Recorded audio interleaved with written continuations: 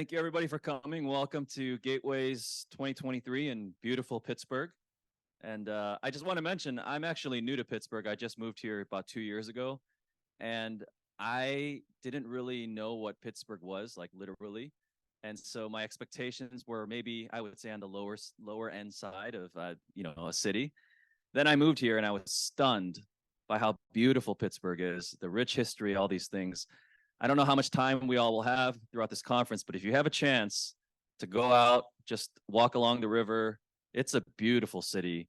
And by the way, if you have a little bit more time, West Virginia, right next to this area, is probably the most beautiful place I've seen in the United States. And that is not an exaggeration. It is unbelievably beautiful. So welcome to Pittsburgh. And I wanted to start with a few thank yous before we get going. So first of all, thank you to, I don't know if any of the staff are here, to the Rivers Casino. That was one of my stipulations that if I did do this chairing thing, which this is my first time and my last time, I'll tell you that. I said I want to do it in a venue that I'm comfortable with. I'm very comfortable with casinos. So thank you, Rivers. I also want to thank the sponsors. And I want to make a big deal about this because one of the biggest things that I learned about chairing a conference is it is literally impossible without sponsors, like literally financially impossible. So I know that when I was a bit younger, I'd go to conferences and just pass by sponsor booths and not really pay too much attention. And then now running the show a little bit, I realized that it's impossible without our sponsors. So I just want to take some time to say thank you to our platinum sustaining sponsors, Hub Zero and Open On Demand. By the way, every single sponsor, I think, is so worth your time stopping by and speaking with, especially if you're connected to the Gateways community, because they're all relevant. Platinum sponsors, thank you to Amazon AWS, as well as my department, University of Pittsburgh, Electrical Computer Engineering Department in the Swanson School of Engineering. Gold sustaining sponsor, thank you to NCSA, National Center for Supercomputing Applications. I used to be an affiliate there as well. Thank you, NCSA. And then thank you to our bronze sustaining sponsors, Cloudy Cluster, awesome technology, as well as Globus. Globus, we use it here at Pitt. So thank you so much. Or I guess we're in the Rivers Casino, but I'm from Pitt. So thank you so much to our sponsors. And once again, I'll say this probably throughout the conference, please thank the sponsors because it would not be possible to do this. I'd also like to thank the speakers. So we have Alex here, Wendy's here. I don't think Joe's here. But I will say another thing. When I was being asked to chair this, I said, I'd love for us to get speakers that make us all excited. We threw out some names. We kind of thought it'd be impossible to get these people. I'm in the camp of, if you're going to do something in life, go big. And so we just went hard to try to get these speakers. We got them. I really believe that they're going to be unbelievable speakers for us. So thank you so much to our speakers. Thank you to our committee. I'm a face. That's all I do. I just have a face. Everybody else does the work. The committee is the real people that did everything. So there are committee members in this room. Please, actually, if you're in the committee, can you please stand up really quickly? This is worth the time. Please. Can we give a round of applause to the committee? Thank you, committee. Unbelievable folks. Also, as part of the committee, Jamie and Charlie, they're so much better at emceeing than I am. So they'll be emceeing most of the conference. I'll be just introducing the mornings and the evenings because, again, I'm just a face. And then I also wanted to identify very specifically 3 committee members that honestly the whole committee did the work, but these 3 people were just so pivotal to everything. And it's Sandra Giesing, Claire Sturm, and Caitlin White. Honestly, thank you. And then finally, I wanted to say a big thank you to you all, because apart from the sponsors, without attendees, we couldn't do this either. And so I know that, again, I remember talking to some people, and I think just like myself, some people thought, Pittsburgh, it's not, San Diego, maybe it's not as enticing to travel to. But I hope all of you that have come, you see that Pittsburgh is a beautiful place and you enjoy it. And again, I just am so thankful that all of you have come. We're, I think, about 80 people here right now, and there should be about 30 more coming or so. And so I think it'll be a really great conference for us to network together, get to know one another, and just enjoy our time. So with that said, without any further ado, we're going to have a keynote, but before we have the keynote, we're going to have a sponsor presentation. So what we do is we have our platinum sponsors introduce sessions. And so the first session will be introduced by my good friend, Sam Dickerson, who is part of the Electrical Computer Engineering Department at the University of Pittsburgh. And he's going to give a little bit of an intro of our department. So Sam, come on up, please. All right, welcome everyone. Again, I'm Sam Dickerson.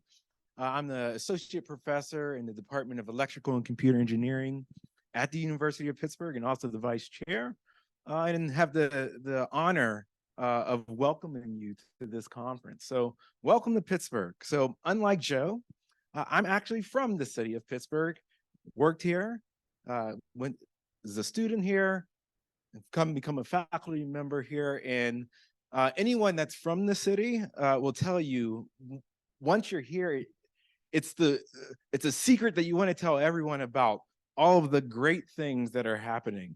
And so if you don't know the history of the city of Pittsburgh, it has a long storied tradition as being a steel town, a nation center for producing steel many years ago. And most recently, I saw an article that made me smile, describing the city of Pittsburgh as the city of EDS, education, meds, and bots, right? So now our reputation is known for education, being home to University of Pittsburgh and Carnegie Mellon University, our renowned medical facilities, and our place in the world in robotics and other industries. So I love this photo here. It's a nice snapshot of the city. And then right there in the center, you see it's called the Cathedral of Learning, which is kind of the symbol of the University of Pittsburgh. And it's one of the tallest buildings in the world for which classes are held. And so it's a very famous building. It's a beautiful building. If you want something that's kind of close by and nice to check out, please go visit that facility, and you can see all the different classrooms there. But this is the city. We're kind of over there on the right-hand side. In this region, the center is called Oakland, where the University of Pittsburgh and Carnegie Mellon are both co-located together. So welcome to Pittsburgh. All right, so just a little history for you. So the University of Pittsburgh was established in 1787. So we're surpassing 230 years of existence. So quite literally one of the oldest universities in the United States.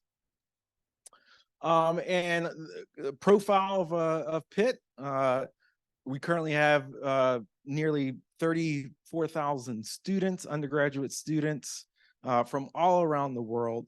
And this is a bit of a turbulent time for higher education and a lot of uncertainty, but the University of Pittsburgh has been growing strong. And that's in part because of the mission of the university, in that not only do we produce research that's used around the world, but it has a strong history and tradition of supporting the region. A lot of students and families that are from Pittsburgh, they go to the University of Pittsburgh, and that's a proud tradition of the university. One thing that some may not know is where the university stands when it comes to research. So this year, we hit an incredible milestone in that we surpassed $1 billion in research expenditures. Right? Number 9 in federal science funding, number 5 in NIH awards. Hundreds of NSF career awards have been granted to us over the past few years. It's just 100 last year just alone. Thousands of federal grants. And if you look at that list on the right-hand side, it's the top 25 list in research expenditures in higher education. And you'll notice that the University of Pittsburgh is 15.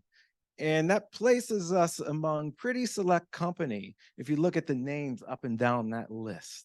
So the University of Pittsburgh is a powerhouse when it comes to research and global impact. It's estimated that even just in the region alone, many, many billions of dollars in economic impact coming out of the University of Pittsburgh. And so I want to talk a little bit specifically about our school, the school that I'm from, the School of Engineering. The School of Engineering, the Swanson School of Engineering, has been in existence since 1846. That's quite a long time. We're, again, among the oldest accredited engineering programs in the country. That photo that you see on the left is Benedum Hall, which is the home site for the Swanson School of Engineering. And just a little bit of facts and statistics about the Swanson School. We're currently at an enrollment of about 3,500 students. We have a diverse population supported by over 400 faculty and staff. And the Swanson School alone in the last academic year had research expenditures exceeding $61 million. So the Swanson School of Engineering at the University of Pittsburgh, which encompasses electrical and computer engineering, bioengineering, civil engineering, industrial engineering, chemical engineering, and we have many new majors and departments that are in development. And by the way, we're in the midst of the search for our new dean. So if you know any good candidates, please send them my way. All right. And I want to take a moment to relay the history of our department, because none of us would be here today if it were not for the electrical engineering department at the University of Pittsburgh. So you might be wondering, well, why is that? I'll tell you in a minute. So it all started back in 1893 at the World's Fair in Chicago. And for perhaps some of the students that are here, and maybe are not familiar with the World's Fair, that was and still is an exposition for which all of the world's nations gets together to show off their accomplishments, right? And so in 1893, there was a World's Fair in Chicago. And if you're a history buff, you might know the significance of this particular fair, where it was the current war. This was actually dramatized into a movie recently, where electricity was on the horizon and lighting.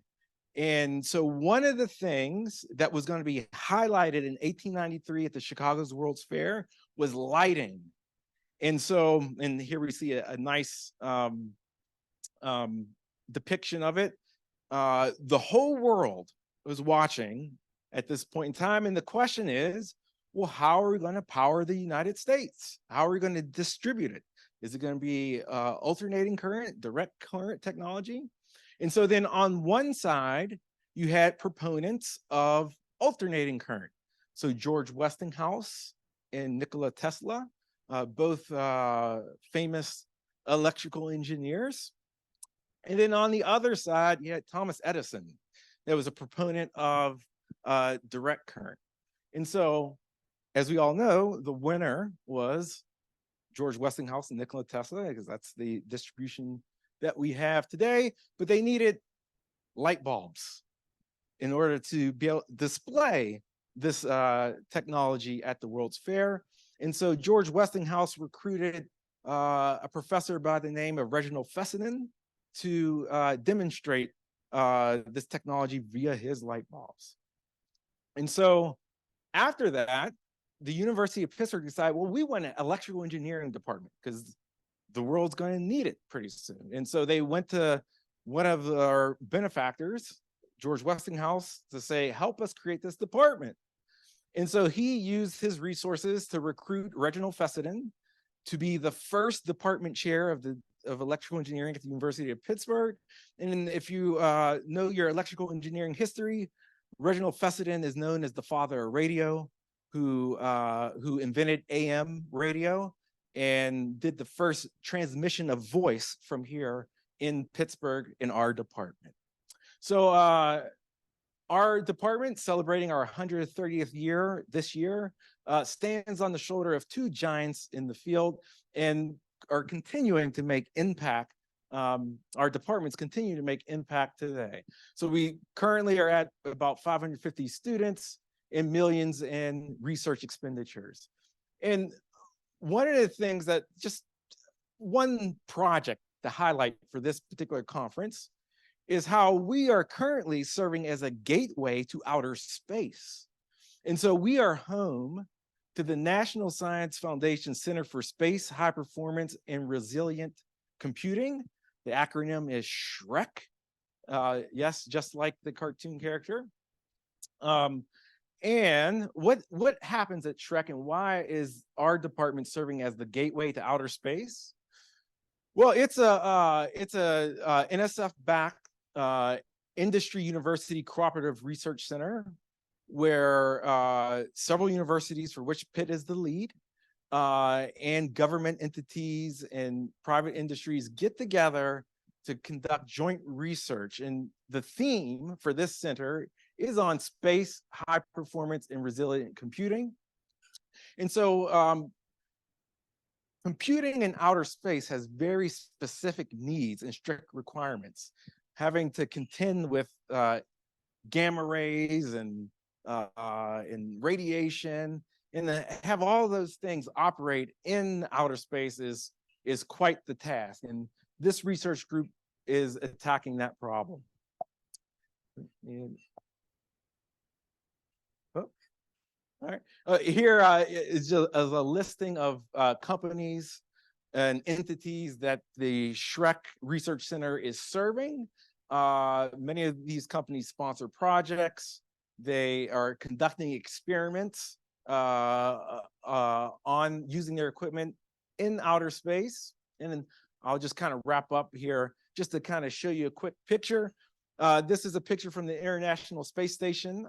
And on the right, you will see a space supercomputer that was designed by our team at the University of Pittsburgh that is actively orbiting on the ISS at this moment, conducting a number of experiments. So then the center hosts projects ranging from intelligent systems, use of FPGAs, resilient computing, and distributed and parallel systems, and all sorts of specific computing needs for outer space. So if you have a moment, we have a booth at the entrance. What you see there are replicas of some of the hardware that we've designed to go out into outer space, and then some of the members are there to talk about it. All right. So I'll just want to wrap up to say that University of Pittsburgh, here you see a map of all of the countries in the world for which we currently have active collaborations, and quite a bit of it is colored in. So not only are we serving the region, but also the world. And so now I'd like to introduce our keynote speaker, Alex Wright. Alex is a researcher, writer, and designer who's currently the head of news user experience at Google in New York. And his talk is entitled Design for Understanding. So in his talk, he will explore the possibilities of design thinking and user-centered design methods in shaping our approach to scientific knowledge sharing, along with case studies and a few historical examples of past attempts to tackle humanity's age-old challenge of organizing the world's information. Let's all of us welcome Alex. Thanks to Joe for putting this all together, and Claire, who's been pretty instrumental in making this all happen, and thanks to all of you for coming out. It was really, when Joe called me a few months ago about this opportunity, I was actually pretty excited about it because for two reasons. One, I'm actually very interested in the work that you all are doing. Scientific Gateways, in a previous life, I actually worked on it in the way dark ages of the early 2000s. I worked on a NSF-funded Scientific Gateways project, and I kind of have some idea of I'm sure things have come a long way since then. I don't claim to have any kind of expertise on the current state of things, but I kind of get the challenge of trying to take a lot of federated information from different sources and trying to make sense of it for different audiences. It's super interesting problem space that y'all are working in. And then secondly, just selfishly, I was actually excited to come back to Pittsburgh. I did a lot of my graduate school work here at that other school in Oakland. really fond of the city. So I'm also excited to come back, connect with some folks, maybe find my way to a Primanti Brothers sandwich later, probably go right to sleep afterwards. But anyway, but yeah, thanks for having me. So what I'm going to do today, there's really two things I want to talk about today. One, I want to talk about the history of organizing information for public access. And then secondly, I'm going to talk a little bit about, just at a more practical level, some of the ways that we try to approach design at Google, and maybe offer a few sort of frameworks, techniques, methods that we've tried out over the years. And then we'd love to open up for a little discussion. So I work for this company called Google. Google's mission statement is what you see up here: to organize the world's information, make it universally accessible and useful. It's been a pretty durable mission for Google. I think almost since day one, this hasn't really changed. And Google's been around for, I think, 25-ish years now. But, you know, Google are not the first people to try to do this. In fact, this effort to organize the world's information and make sense of it has a pretty long pedigree. And people have been trying to do this in different ways, shapes, and forms for a very long time. For example, back in about 612 BC, the Emperor Ashurbanipal of Assyria launched an ambitious effort to collect what was then all the world's information, as far as he knew, which was basically an effort to collect every piece of written material that was available, you know, within his reach. And the way he did this was he sent out his scribes and his sort of clerks to go out throughout the countryside and actually forcibly confiscate everything that was written down and put it all together in a big library. And he ended up accumulating about 30,000 clay tablets. And as far as we know, this was the first effort to actually just get it all in one place and try to make sense of it. So it was this wasn't just like a scholarly exercise. It was also very much about consolidating power. You know, the relationship between knowledge and power is deep. And for the emperor, it was an attempt to really establish, you know, ownership of human intellectual capital in one place, because it would give him an advantage militarily, economically, politically, in all kinds of ways.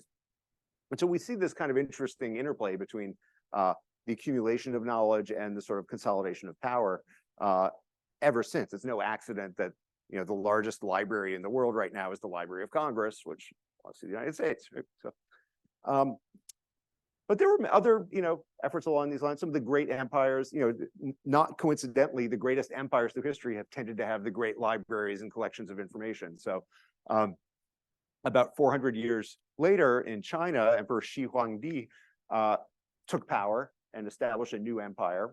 And as part of that process, decided to consolidate all of what, you know, he considered sort of orthodox information in one place. He was actually opposed to the Confucians and burned all the Confucians books and literally buried the Confucian scholars. Talk about like burying your opponents, to try to basically establish a new intellectual kind of regime for his empire.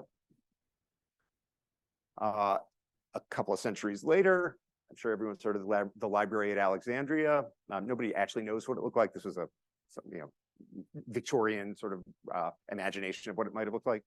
But I think what's interesting about Alexandria, unlike some of these earlier sort of imperial libraries, Alexandria, which was certainly the greatest library of the ancient world, I believe the scope of it expanded at one point to something like 500,000 volumes, mostly on papyrus scrolls.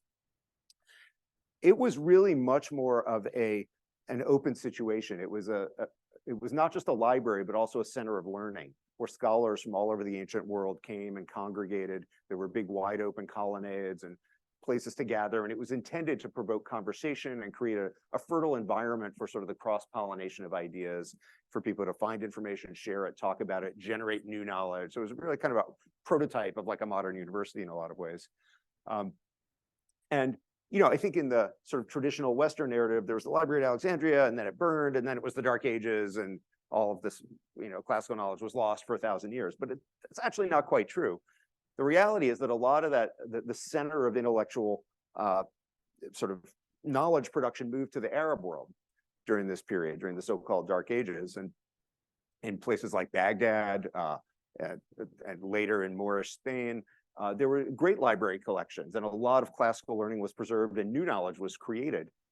Certainly advances in the math and the sciences really came out of the Arab world. This is a depiction of what was called the House of Wisdom, which was an incredible library and sort of center of learning, sort of an Arab equivalent of the Library at Alexandria in some ways. Oops. There we go. So then we'll fast forward a little bit to the medieval world, to medieval Europe, and as Europe, after the Dark Ages, where a lot of information was lost, and there was this kind of civilizational decline for a while. A lot of that knowledge was sort of preserved in the medieval scriptoria, and I think what's really fascinating about the ways that the monks in these monasteries started to work with this information was that they started to develop really fundamentally new ways of visualizing and organizing information. So whereas in the ancient world, things were first on clay tablets, then maybe papyrus scrolls, I'm oversimplifying. At the tail end of the Roman Empire, people started to create bound books, what we would recognize today more or less as a book, the Codex book. As that information started to move between institutions, and the scribes started to copy information on these kind of papyrus scrolls. I mean, sorry, on these not papyrus, on vellum, which was made from like calves and from cows' bladders often, or sometimes from sheep.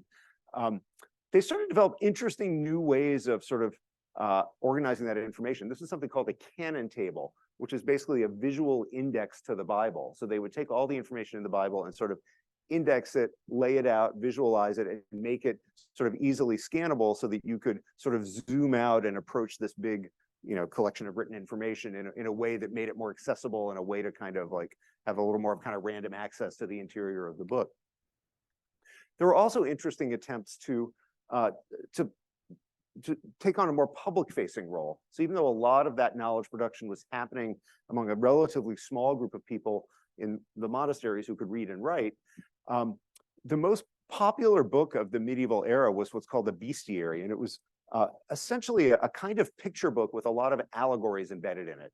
So they would take stories from the Bible or other kinds of like religious teachings and encode them with these sort of tales of animals, kind of in a similar way of like Aesop's fables. There was like the story of why the elephant had no knees because it was like a pillar of faith, or unicorns kind of represented Christ in some way. So there's always some like teaching moment there. And these were often generated and copied widely and then sent to churches, where they were used as sort of teaching tools to enable the clergy to reach out to the broadly illiterate public and have a way to sort of engage them in a conversation by using more visual storytelling, and sort of meeting them where they are in sort of an interesting way. So then we're in the lead up to Gutenberg now, and so of course the Gutenberg Revolution happened. I won't belabor that too much, but it was a big deal.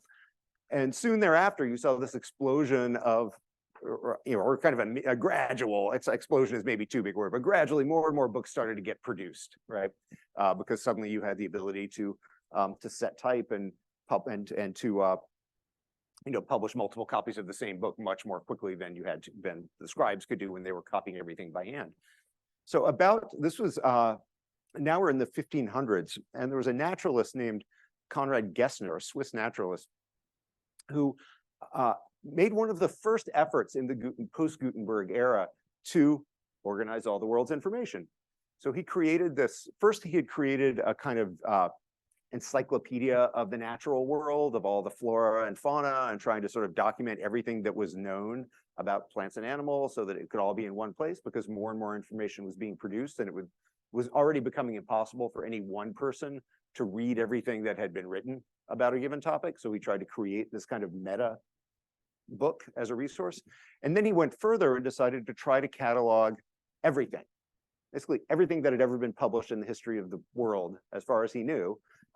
He put together in this thing called the Bibliotheca Universalis, or the Universal Library.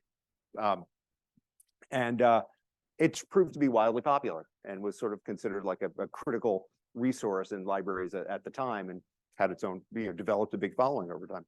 But about this time, other people were sort of starting to wrestle with this question of what we might today call information overload, like all the stuff being produced, and how do you make sense of it for people? How do you help people like get their bearings in this world where so much information is being produced all the time.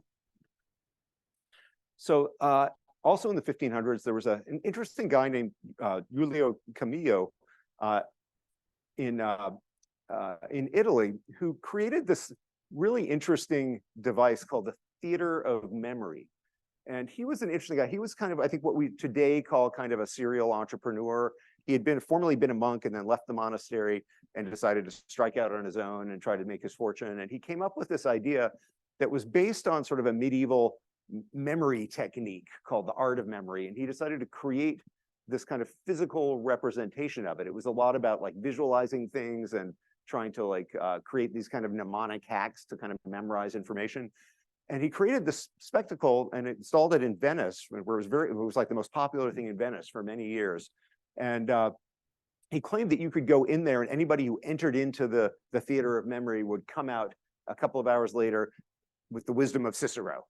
Supposedly you could go in there and just get smart about everything by looking at this kind of visualized information. It was almost a kind of like a hypertext kind of thing. You would open these little cabinets and look inside and get all this information and then follow different trails. Wildly popular thing. He tried to kind of franchise it or syndicate it, raised a bunch of money from the King of France, I think, and then eventually it all kind of went south and he went bankrupt. But it was kind of a really interesting sort of allegorical story of like, information entrepreneurship. The philosopher Leibniz also experimented with ways of organizing information. He created this thing called an excerpt cabinet, which was a way to organize his notes. He was apparently just an obsessive note taker. He would document every conversation he ever had with anybody. He would go home and write a note and write it up. He would take notes on everything he was reading. He was just constantly writing notes on little slips of paper rather than on big sheets. And every time he wrote a note, he would put it in his little cabinet and had this kind of complicated organizing scheme so that he could then retrieve it and pull stuff together and then stitch it all together when he was writing his books and pamphlets or whatever. So in this period of the 400 odd years after Gutenberg, more and more information was being produced. People were trying to figure out what to do with it, how to make it available, how to make it useful. And then the real information explosion happened. So even though Gutenberg was hugely important to the history of the written word and certainly Western civilization, it was really in the 19th century that even at that time, creating books was still a fairly manual process. You could like set type, but you still had to hand crank the pages using this kind of thing like it was called a corkscrew press that you had to basically print one sheet at a time and stitch it together by hand and bind it. And the material was expensive, But by the 19th century, as industrialization kicked in, you started to see what were called steam-powered printing presses, which were like these highly efficient devices for publishing documents. At the same time, the raw materials got cheaper and cheaper. People figured out how to make paper out of cheap rags. Ink got cheaper. And suddenly it was possible to create volumes of written information that was like exponentially more than what it had been 100 years earlier. And so you saw in the mid to late 19th century, during the so-called Second Industrial Revolution, this incredible proliferation of written information. This is when you started to see, the first sort of weekly and daily newspapers, at scale. You started to see the kind of popular novels. This was the age of Dickens. Something people could, afford to produce, and then people could afford to purchase, mass-produced content like that. All kinds of documents being reported, being created inside organizations, governments, and corporations starting to generate mounds and mounds and mounds of paper, right? And so what do you do about all that? Well, this was a problem that really started to capture the imagination, of some really interesting thinkers in the late 19th century, including a guy named Sir Anthony Panizzi at the British Library, Charles Cutter at the Boston Athenaeum, and probably folks have heard of Melville Dewey of the Dewey Decimal System fame. There was this, growing appetite for figuring out how to sort of catalog and organize all this information, and the paper index card started to become the kind of state-of-the-art database technology of the time, right? It's like a big kind of flat file database. And the history of, there's a great book by what's his name? Blanking on his name. There's a great book on the history of catalog cards. I think his name is Machisky, who talks about the history of catalog cards is fascinating. It comes out of the history of playing cards and tarot cards, and then eventually people started to like record information on these things, and that's actually where index cards came from. They're a direct descendant of playing cards. At first, at universities, people would write out the catalog cards by hand. Eventually, they started to use typewriters. And a whole kind of science emerged around this, kind of what we would now call maybe information science, or documentalism, some people call it. But people started to develop these more elaborate systems for classifying that information and and this was where the sort of modern library catalog emerged. And Dewey was certainly the biggest proponent of that, and his system became the dominant one, but he wasn't the only one working in this space. And around this time, a lot of other people were sort of just thinking a little more broadly about the universe of information beyond books. So as far back as the 1880s, people were starting to think about the possibilities of like audio. In fact, there was a thing called there was actually a device in the 19th century in Paris and places like Hungary where you could get the Paris Opera piped into your home through like a tube that would play through a little speaker. And people started to imagine a world where people might ride the metro or the subway with little earbuds in their ears. Possibilities for higher education. Maybe you could like take information and sort of pump it into a machine and stick it in students' heads, right? And a lot of people started to see the possibilities here. H.G. Wells, the famous science fiction writer, was also thought a lot about this. He wrote a fantastic book called World Brain. It's a collection of essays and speeches where he imagines that eventually all this information being produced is somehow going to be networked and stitched together, and everyone will be able to access it. And he wrote a lot about sort of what that world might look like, what the social implications of that might be. So this brings me to a guy I want to spend a minute on, who probably, I'm guessing, nobody's heard of. Has anyone heard of Paul Otlet? Nobody's ever heard of Paul Otlet. So Paul Otlet was a Belgian gentleman who worked in the late 1800s, early 1900s.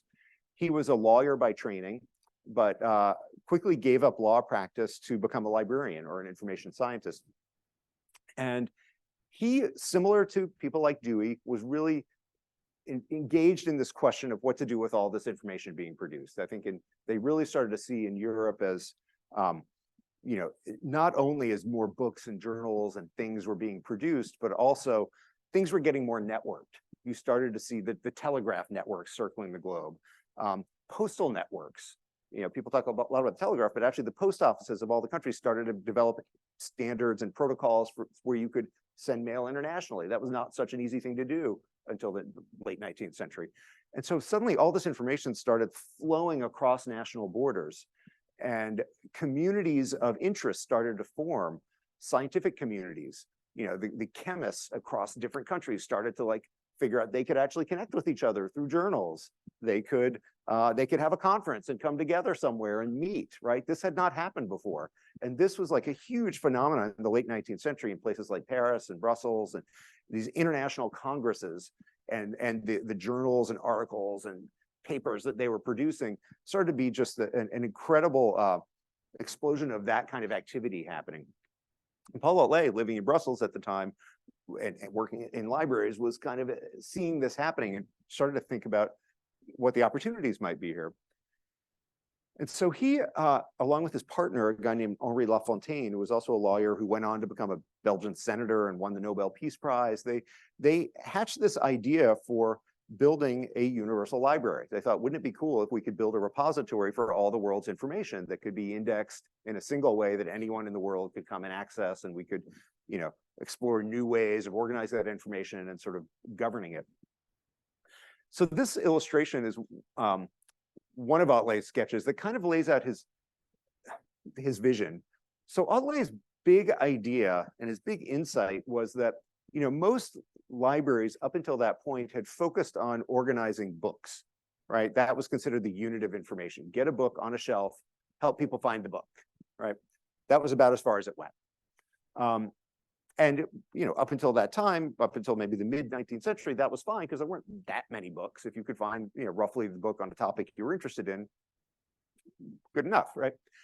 But as more and more information was being produced, he saw that really there was an opportunity to go deeper, and that if you really could find a way to sort of penetrate the covers of the book, go inside those books and unearth the information and make that more cross-referenced, indexed, accessible, you could create whole new ways of interacting with information. Right? So this sort of lays out the idea. So at the heart of this is a new classification system he developed called the Universal Decimal Classification. It's a very sophisticated system that lets you, not just identify a topic or an author or a title, but like actually in a very precise way, identify the subjects in a book and the relationships between those subjects. It's kind of complicated, but it involves all kinds of weird little markings and things. So, but it was kind of like a very advanced form of kind of metadata that you could create around anything. And he saw this going well beyond books. He thought like, journals, photographs, images, recorded things, anything could be sort of, included in this effort. And the idea was that you then like, catalog that stuff on index cards. Those cards contain information that's pulled out of books, that contain ideas that come out of people's heads, that have like kind of Lucky Charms popping out of their heads or something. But you get the idea, right? So this was not just a fantasy. He actually did this. He and his partner got the Belgian government to fund this thing. They gave them like significant funding. They actually hired a staff, established this institution, and set about trying to catalog literally everything that had ever been published. Now, of course, it's an impossible task at some level. That kind of project is always going to be incomplete, but they made a serious run at it. And then he went further. He thought, well, that's all well and good to have like a card catalog with a bunch of index cards, but what do you do with this information? How could you make it accessible? How could you use it to like educate people or create interfaces that people could engage with? And so he then secured funding to create a museum called the Palais Mondial, or the World Palace, that basically was a sort of physical representation of his classification scheme. And so he actually had there's this huge building in Brussels, a government building called in the Parc de Cinquantenaire, still there. I mean, the building is still there. His thing is not there, but he managed to get permission to take over the whole thing and turn it into a giant museum of different subjects, like kind of like a cross between like a natural history and science and math museum, and any topic you could think of was in there. And you could go in, it was almost like a World's Fair kind of thing. You go in there and find a little exhibit or room to find out about anything. And what it looked like was like this. So here's a scientific gateway, right? It's he's got like the math exhibit, and then there's all kinds of these kind of interesting diagram, like almost like hypertext type diagrams, where you have words and images kind of pulled together, and it's all classified and ties back into the broader classification system.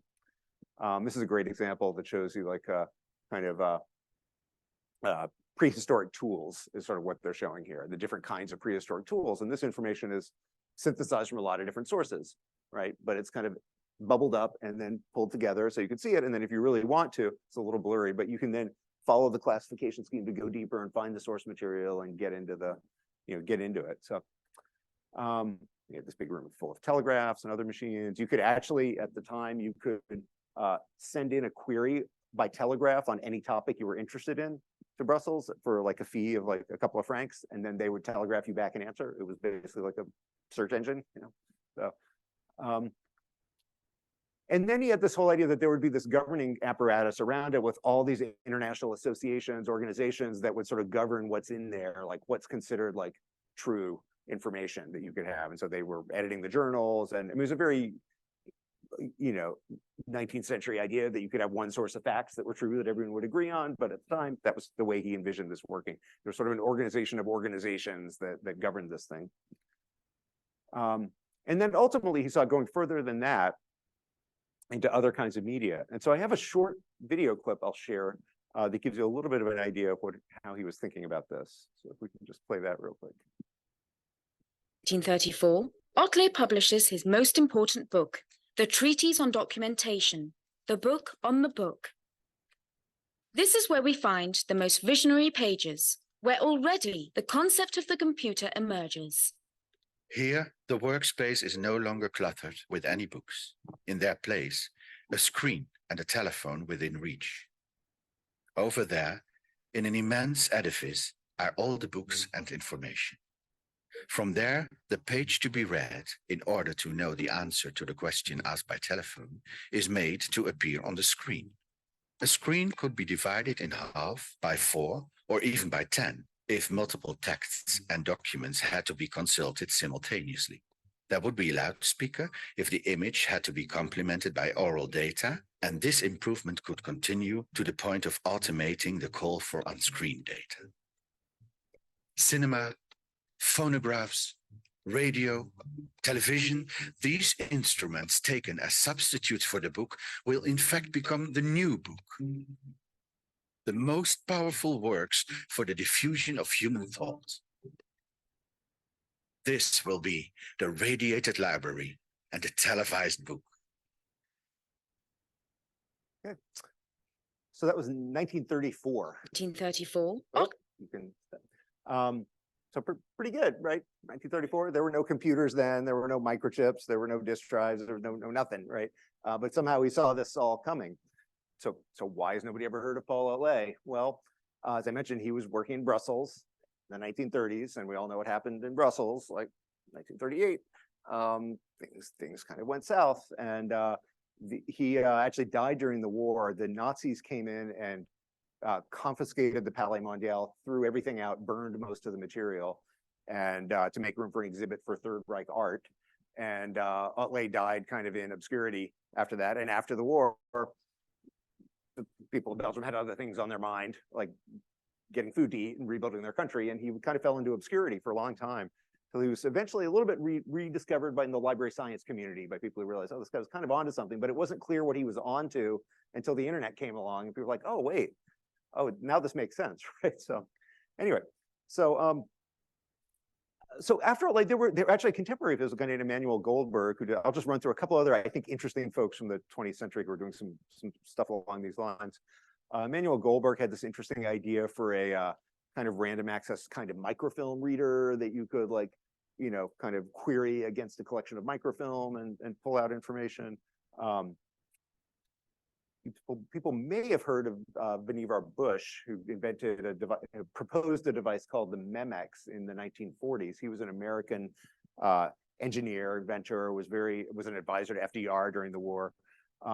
He envisioned this idea of a new kind of device to support scholarly research. And the idea of the Memex was that, you know, his insight was that most scholars, really a lot of what scholarship is about is taking one document and comparing it to another document and then drawing connections between those documents and then adding something to that, right? And so he thought, what if you could create a machine that facilitated that process a little better?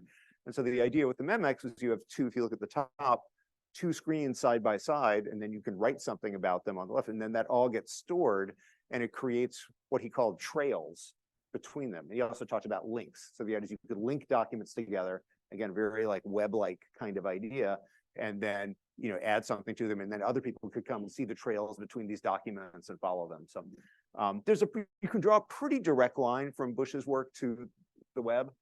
People who followed him, you know, this was a very influential essay. It appeared in The Atlantic and then in Life magazine, and it got a pretty wide readership.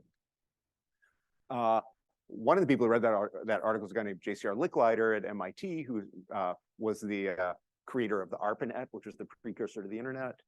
And then I should have talked about Doug Engelbart, who also did a famous, was an acolyte of Bush's, who created a thing called the Mother of All Demos that was an early hypertext demonstration. And then he in turn inspired Ted Nelson, who was a major figure in the development of hypertext. He was kind of a somewhat eccentric computer scientist, kind of outside the mainstream in the 70s. He's still around, the 70s, 80s, but he invented the term hypertext in the 60s and started to really imagine what the world would look like if you could network documents together on computers and create new ways of sort of navigating those information spaces. And so there's some interesting kind of visualizations, sort of suggesting what that world might look like. And then that leads us to, I should mention that Ted Nelson hates the web. He thinks it's like a pale imitation of what he originally had in mind. He thinks what he had in mind was much more sophisticated, but here we are. And this brings us to the web. So Tim Berners-Lee, who invented the web. That's a picture that I took years ago of the actual Next box that he invented it on, and that was a screenshot of his desktop in the early days of the web on the Next machine. And I guess you could say the rest is sort of history. Like the web, the internet has become the dominant vehicle that probably most of us are engaging with now. But I think it's interesting to consider, there were these alternative hypotheses that came before, and a lot of pretty interesting ideas that got kind of left by the wayside. In some ways, I think the success of the web is due to the fact that it's so simple and kind of a bit of a lowest common denominator open platform that is very easy to create interoperability, but it lacks a lot of the kind of interesting features that some of these earlier methods sort of had in mind, like the ability to classify information, to create visible trails between information, to give people a little more control and agency over what they were creating. But that said, the web, here we are. The web is what it is, and early days of the web, were a little rocky, right? So you saw things like this. I love this one. You can hit play there, but turn off the audio on that one. This was there's a great website called Web Pages That Suck, and this is can you get it? There we go. Just look at it for a second. This is for the International Glaucoma Societies.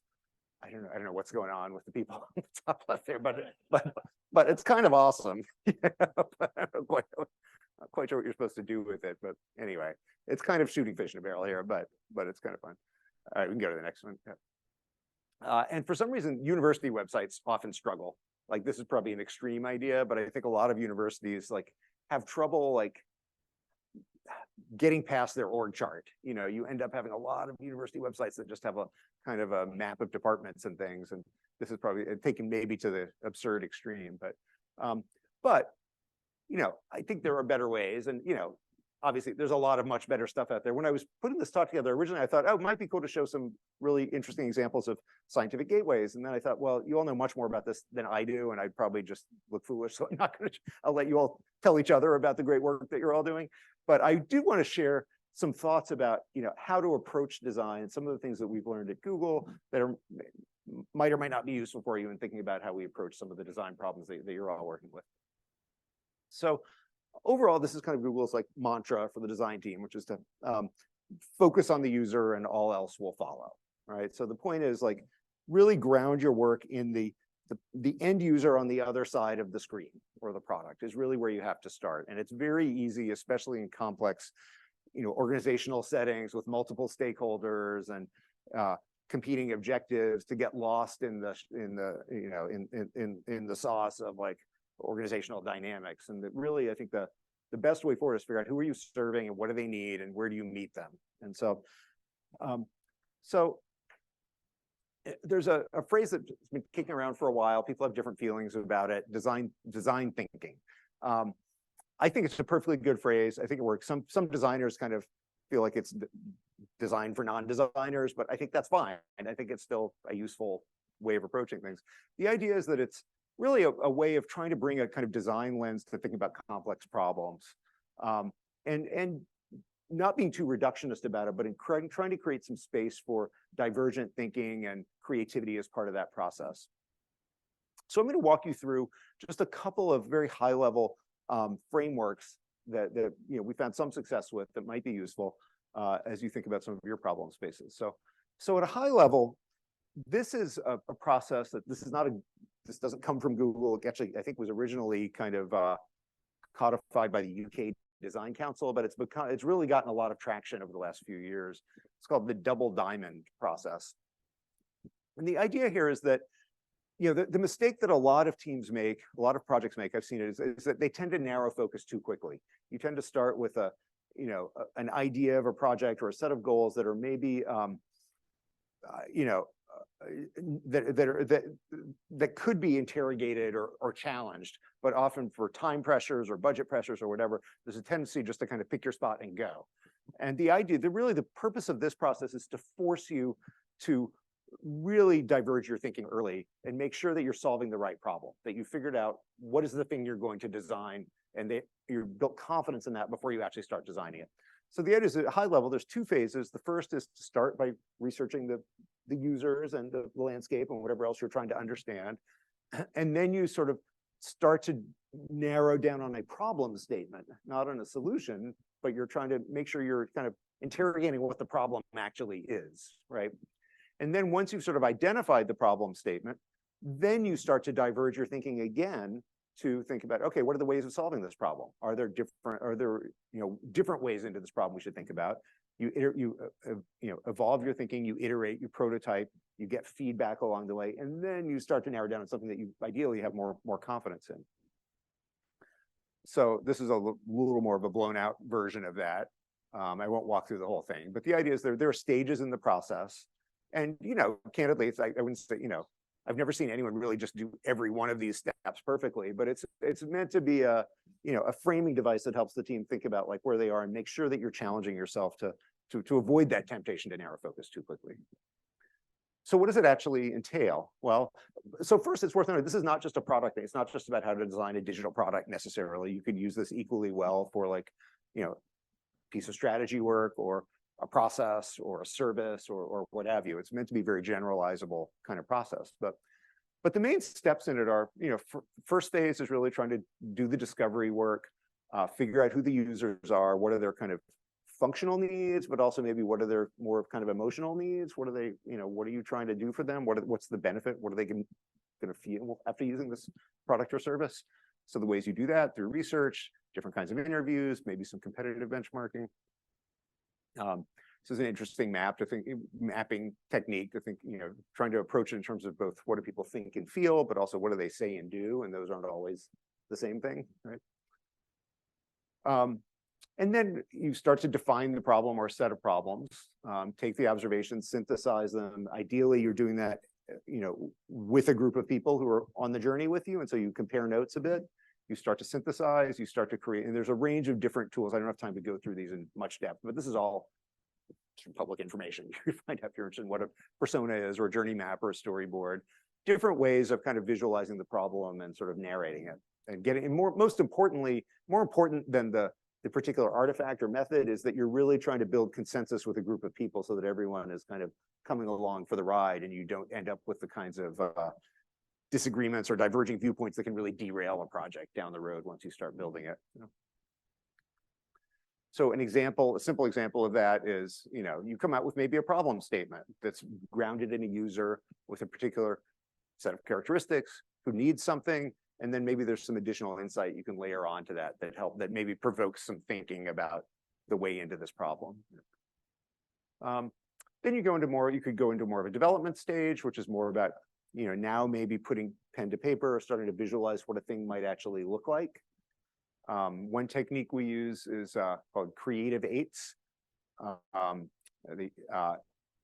Used to be called crazy eights, but kind of retired that term.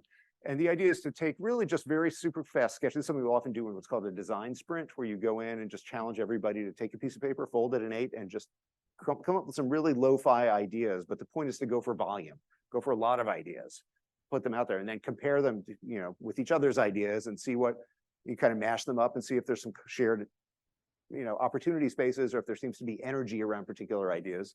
And it could be drawings, they could be like written narratives, could be anything, just a way of communicating an idea in a very quick turnaround kind of way. That's just sort of the prompt that you might use for it. You do this usually in a very time-boxed way. And then ideally you then narrow down to maybe a short list of ideas you want to take a little bit further. And here's where, and this is sort of where the designers tend to come in, is really prototyping and drawing and starting to do a kind of low fidelity prototype of what that might look like on a screen, for example. And you're trying to work towards an MVP. This is sort of how not to do an MVP. MVP does not mean like, a half-baked product. It's like, this is probably self-explanatory, right? It has to actually, the viable part is important. It has to actually do something. So maybe this is a better way of thinking about it. If the problem you're trying to solve is get from here to there, the viable part of that is a product that actually does that job, and then you can evolve it as you go. So then you can get into different flavors of prototyping.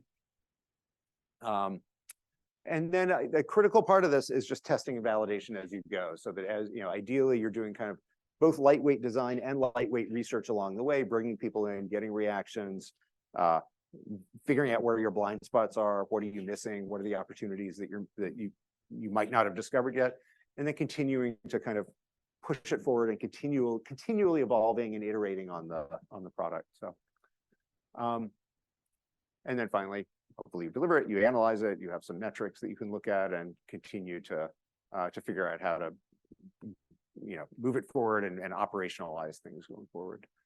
So maybe this is sort of a more simplified graph than the double diamond, but this is sort of a way of thinking about how design thinking works. Is you want to start with user empathy. You then want to define a problem, continue ideating, prototype, test it, and ideally this is a continuous loop where you're always sort of like evolving, living with the product and making it better as you go, which is sometimes easier said than done, obviously, if you have a limited budget or time frame. But, anyway, those are just a little bit of a glimpse of some of the ways that we try to think about these things. And so if I can just leave you with a couple of closing thoughts, as we think about, if you only take 3 things away from this, I would say I'm a big fan of looking back to look forward, and trying to ground what you're doing in some sort of historical perspective can often open up interesting insights, opportunities, things you didn't think about. As far as actually designing and developing things, focus on the user, and ideally make sure you're designing the right thing before you start worrying about how to design it right. So, okay, so with that, I'm going to stop here. I think I have a minute for questions. I don't know how much time I have, Joe. A couple minutes, yeah? Okay, great. All right, so happy to take questions or reflect. Great, thank you.